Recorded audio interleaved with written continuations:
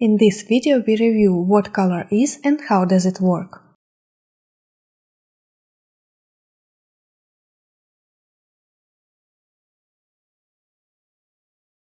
Color is a light with a particular range of wavelength.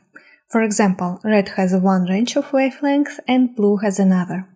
And white color covers the full spectrum of visible wavelength. Like on the picture you now see on the screen.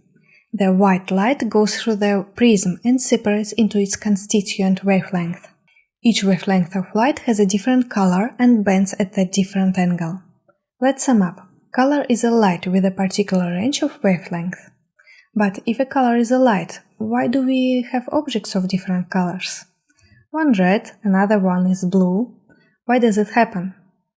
We perceive the objects as of different colors because of their material characteristics.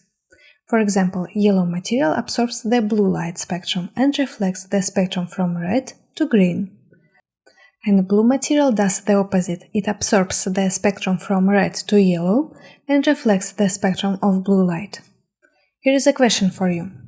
Imagine we have a blue ball in an absolutely dark room with no light at all.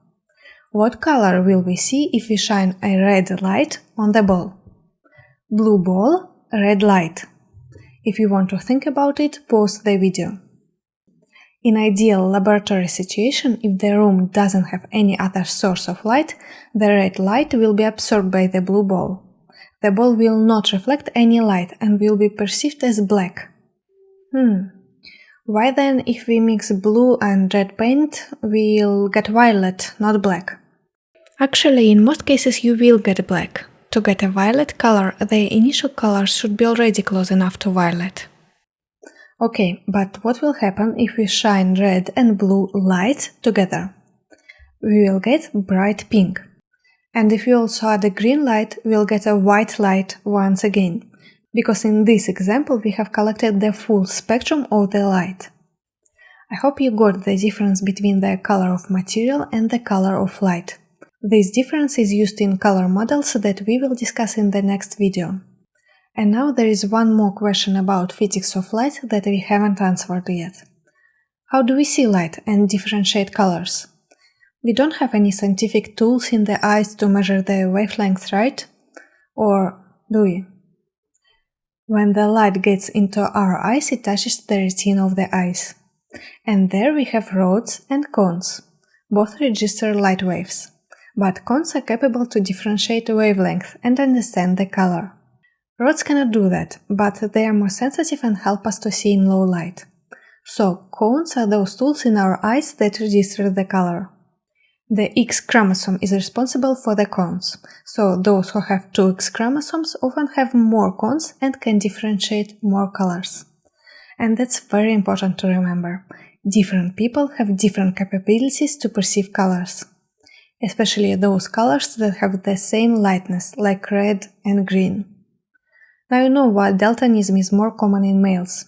They mostly have one X chromosome. And now you know why there are jokes about female and male color naming. You as a designer have to always keep this in mind, especially if you are differentiating more colors. Not all of your users do. So here are the accessibility rules related to the colors that you have to remember. First, when you design something, don't rely only on color. For example, green and red are often used to communicate success or an error. It's a dangerous combination. If you rely only on colors, some users would not be able to understand the status of your system. So, use something complementary, like a text, a shape, or an icon. The second accessibility rule. If you want your users to be able to read the text in UI, use sufficient contrast. Often beginner designers like to use subtle gray colors for their text. Visually, it helps to build visual hierarchy, but it looks good only till the moment people actually start using your product. Because some would not be able to read the text, and what would be the purpose of this light, subtle gray? I have found for you dribble shots that use a poor contrast. They appear decent, but some people with bad sight or bad screens or in the bright environment can see this instead. All subtle elements will disappear, There are a lot of such shorts on Dribble. Please be careful, don't use them for your inspiration.